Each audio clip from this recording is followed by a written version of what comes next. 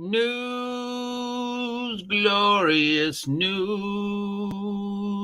Bum bum bum bum bum. News, glorious news. Bum bum bum bum bum bum. We're anxious to hear it. OGGM, please tell us that Wizards of the Coast did nothing stupid over the weekend. Ba-dum. What's up, my nerds? It is I, the singing disaster that is the OGGM, broadcasting live from Site B here on a lovely summer. Oh, no, wait. It's not summer.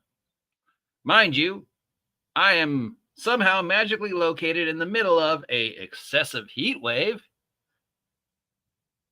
and hurricane warnings. California.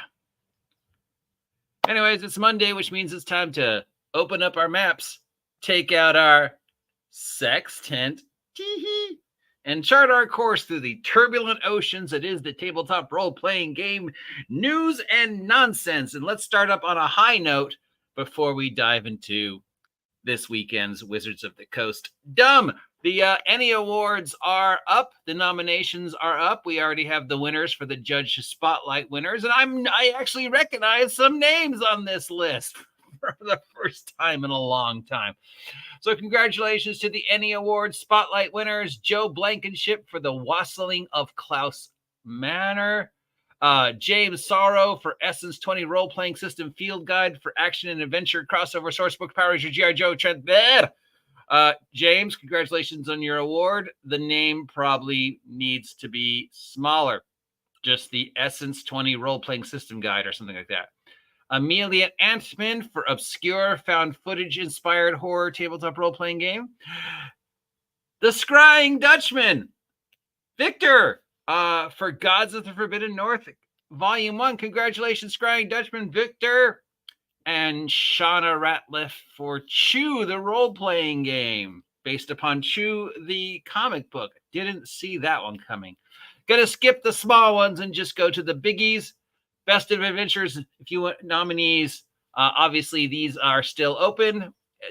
They're still accepting nominees, and then the voting will probably be sometime around, I'm gonna say, next week, because the 29th is San Diego Comic-Con, and then the week after that is Gen Con. So, yeah, I already know who I'm voting for, but we'll see what you voted for. Best Adventure Long Form, a Call of Cthulhu adventure from Chaosium, a Delta Green adventure from Arc Dream, the Hakkana campaign book from Hit Point Press, the Devil's Bridge from Yellow Madhouse, meh, and the Bloom from Space Penguin Inc., meh.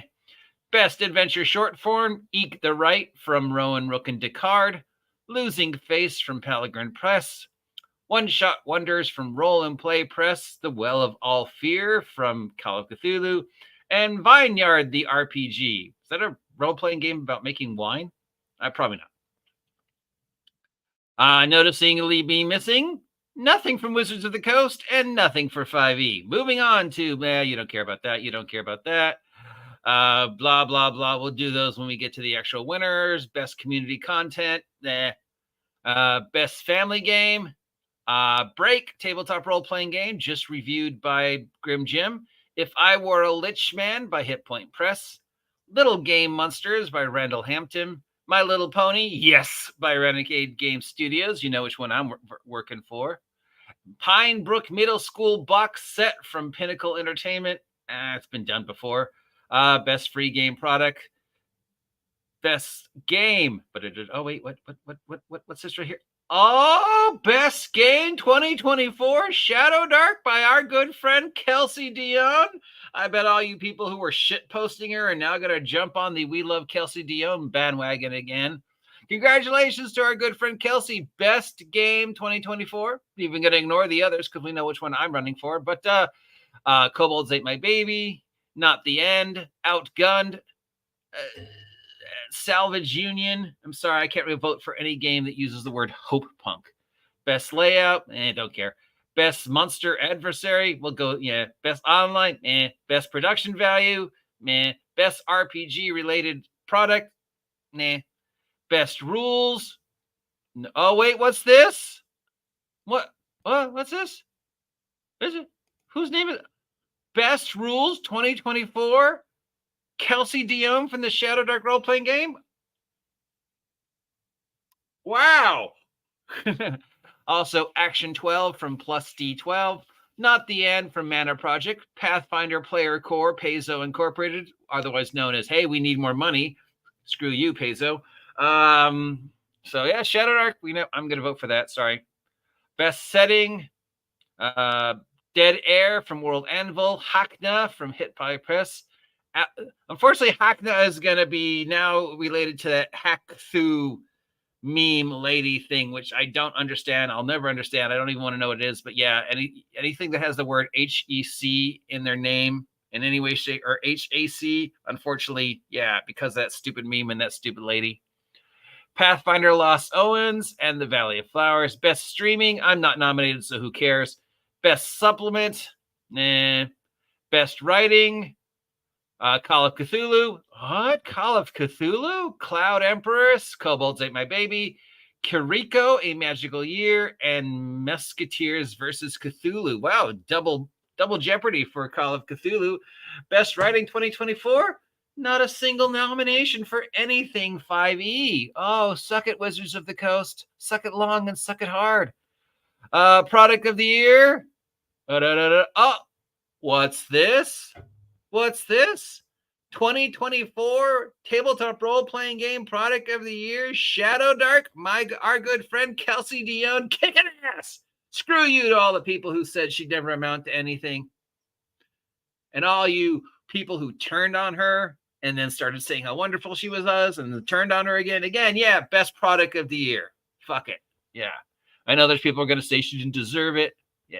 The other ones are Cyberpunk, Eat the Rich, Kyoko, A Magical Year, Not the End, Outcast Silver Razors, Outgunned, Salvage Union, There's No Fucking Thing as Hope Punk, Valley of the Flowers, and Vampire the Masquerade. Well, we already, look, I'm going to vote for Shadowdark. I know a lot of you are going to say I'm white knighting her.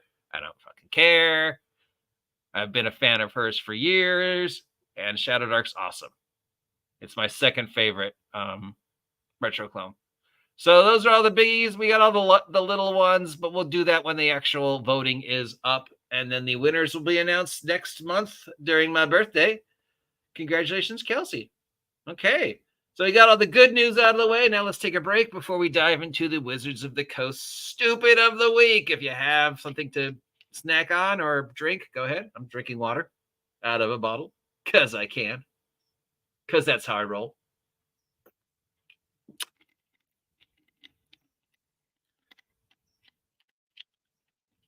This just in, for those of you who didn't know, Jeremy Crawford lied to us. Yeah, that's it. Yep. Over the weekend, Wizards of the Coast had done their usual amount of dumb by posting post after post after post between Thursday of last week and today. I guess because SDCC is coming up, just everything they've changed and how proud they are they've changed. It's like, oh, I completely redesigned these spells because they didn't work like they worked in the video game. So I made them so they could work like the video game because, yeah, that worked so well in 4th edition. Of course, the spells don't work like they work in Baldur's Gate 3. Dungeons and Dragons, tabletop role-playing game mechanics, and video game mechanics are worlds apart. Worlds apart. No matter how good of a DM you are, you can't duplicate what a computer can do because it has just more processing speed and better graphics.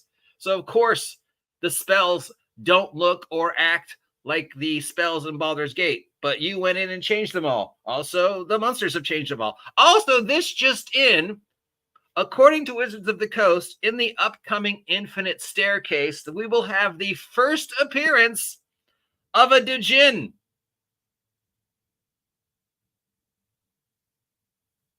I'm not making this up. You can double check on Dungeon Delver if you don't believe me.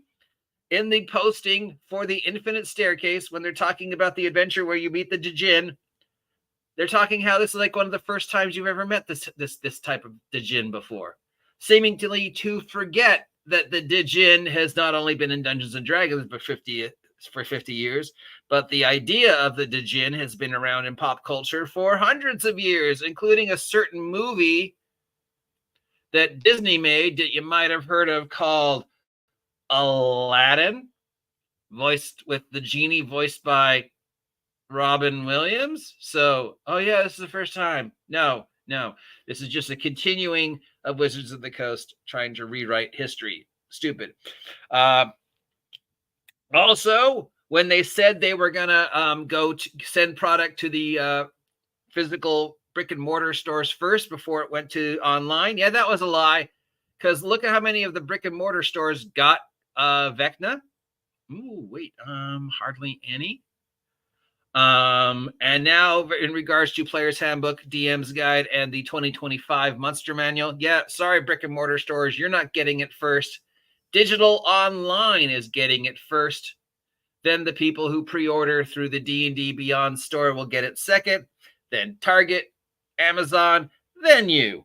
I mean, I know they told you were going to get it, but yeah. Also, the company that's been making all the super special covers, they're done. Vecna was their last, which means the covers for Player's Handbook, Monster Manual, and the DM's Guide were available before.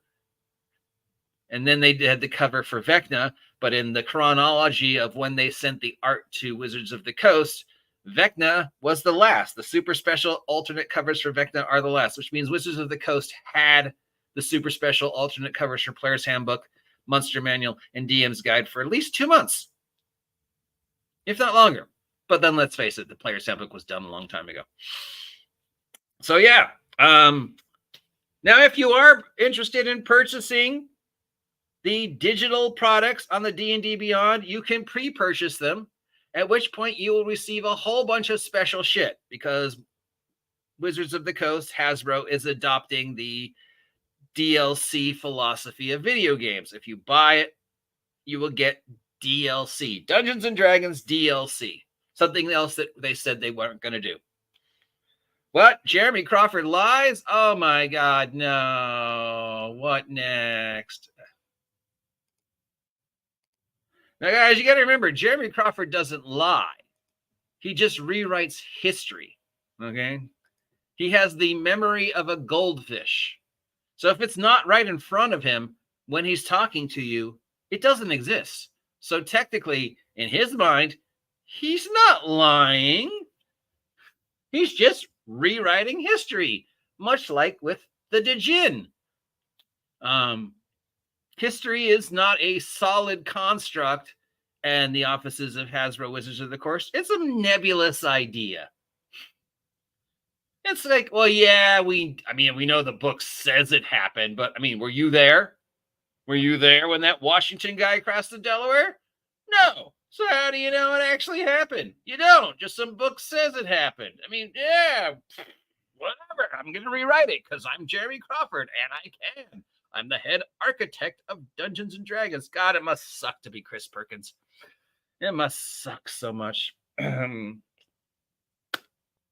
So you can pre-order them now, even though 2 of the 3 aren't finished. And if you pre-order them now, you will get a whole bunch of DLC pre-order digital stuff. But if you wait, you won't get the DLC digital stuff. Now, isn't that great that if you pay the monthly fee for D&D Beyond and then pay to rent the book on your D&D Beyond site, they will also include, absolutely free at no extra cost, digital DLC stuff that you could only access on D&D Beyond, but only while you're active on D&D Beyond. So you got to pay the monthly fee, then you got to pay the pre-order, and then, ooh, look, I get a free set of dice that doesn't exist in reality.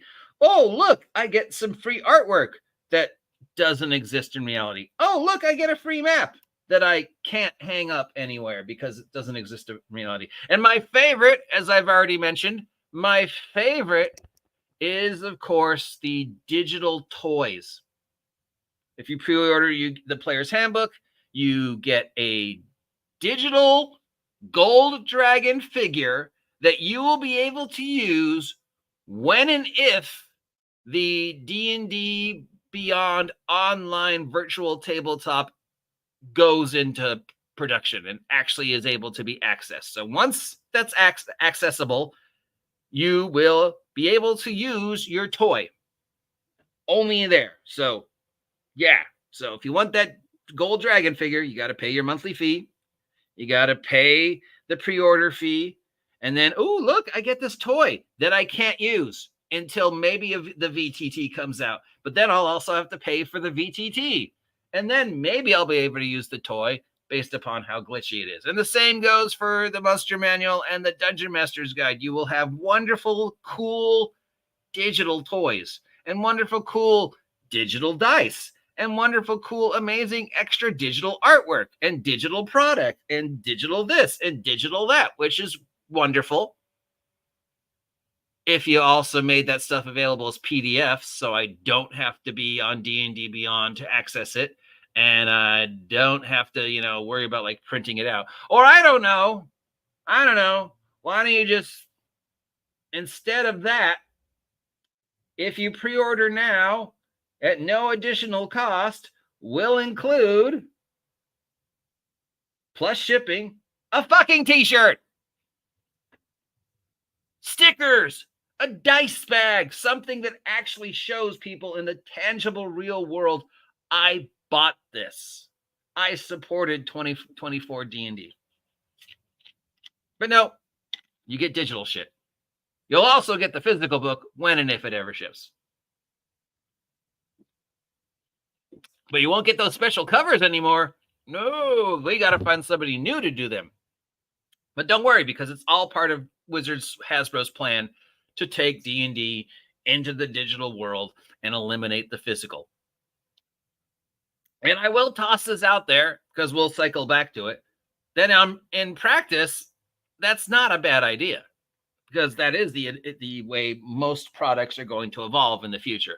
It's just, as with everything, the way Wizards of the Coast is doing it is stupid. So as I began this rant with the announcements between Thursday and today about all the things that they've changed, like genies, spells, history, things, they are now referring to it as Dungeons and Dragons 2024. So we were all like, are they going to call it 6th edition? Are they going to call it 5.5? Are they going to call it, advanced?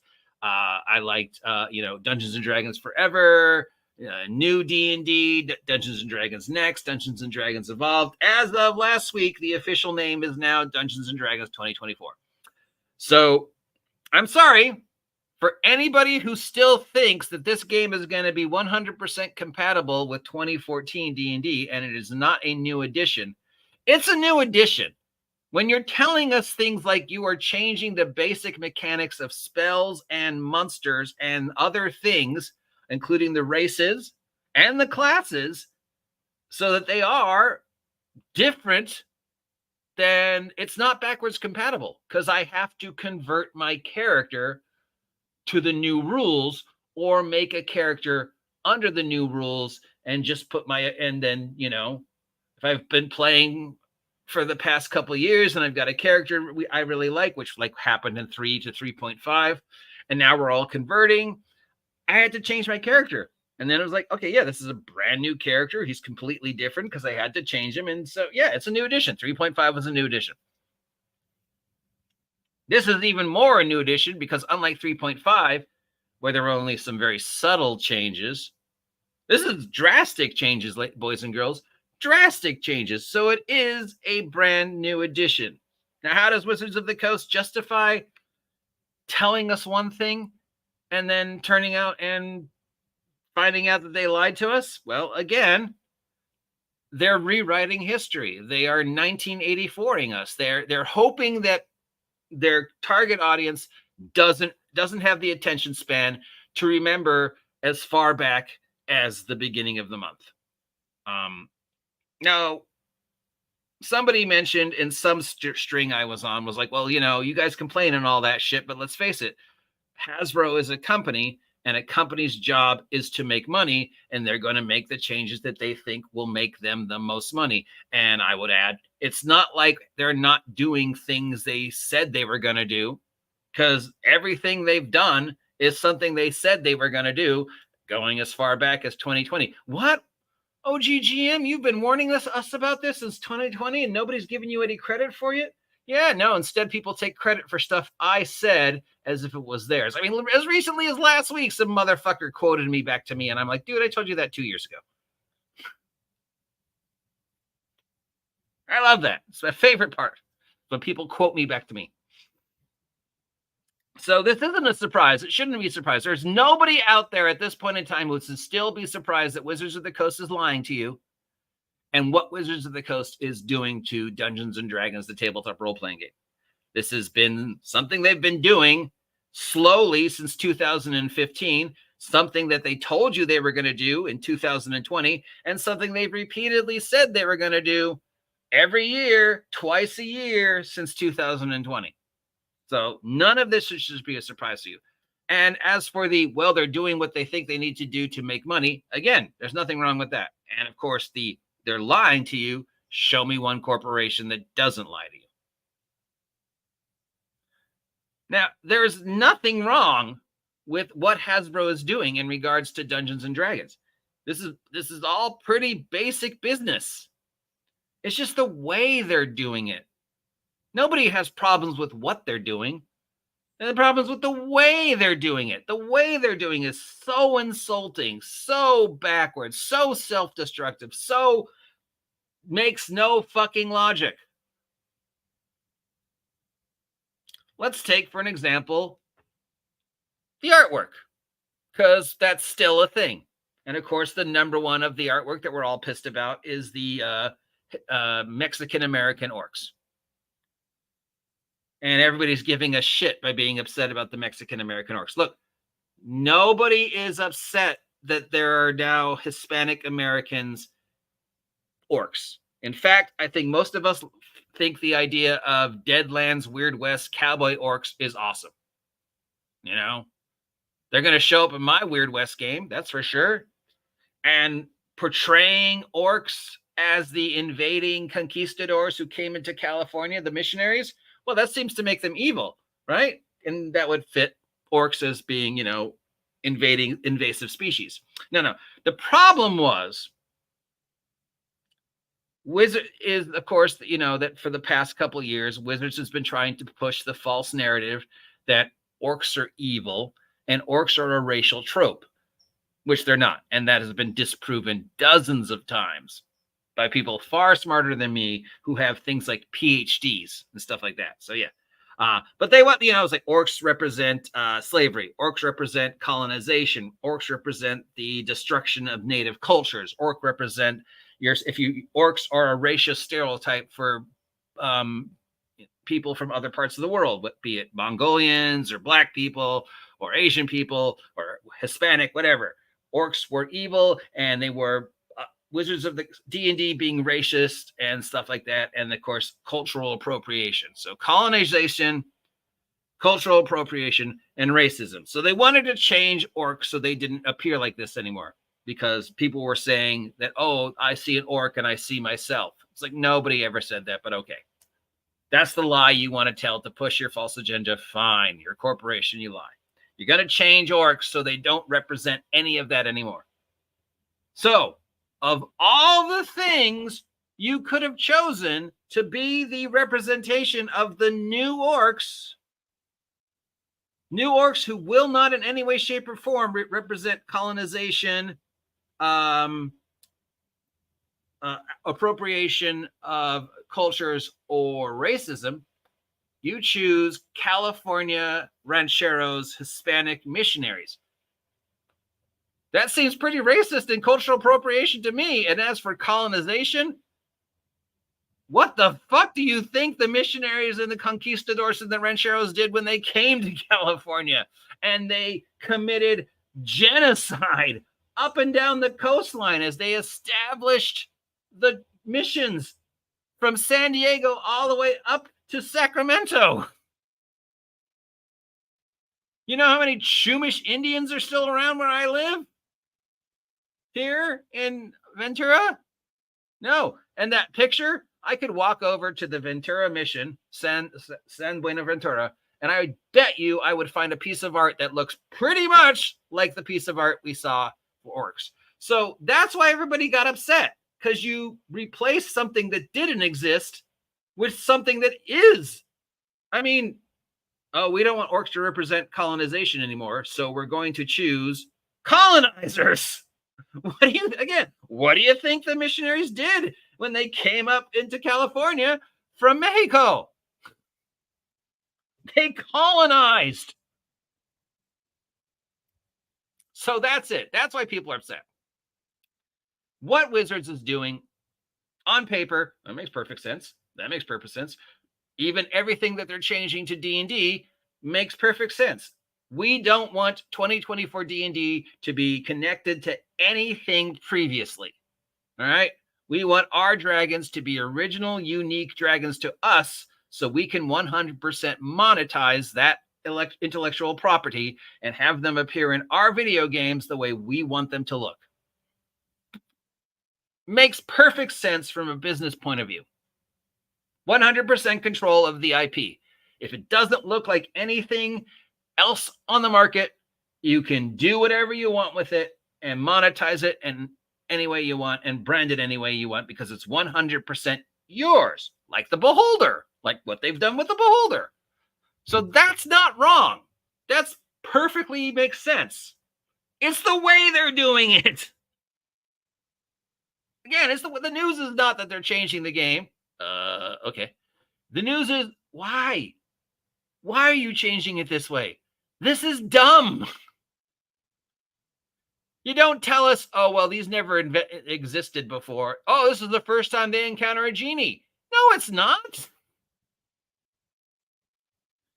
You simply say the 2024 Monster Manual Dungeons & Dragons Djinn now have a brand new appearance and a brand new history to reflect the changes to the 2024 D&D rule set, because we want our very own Djinn that is unique to us. Just like the appearance of Genie in Aladdin, the Disney cartoon, is 100% unique to Disney's, right? That Genie is Disney's for another 30, 40 years.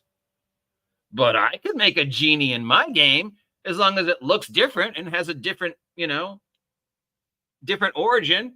I'm fine. Okay, nobody cares. You made your own Genie. Big deal. They've been in pop culture for thousands of years. Oh, look, a comment. Somebody's probably going to say, shut up, you've been talking too long.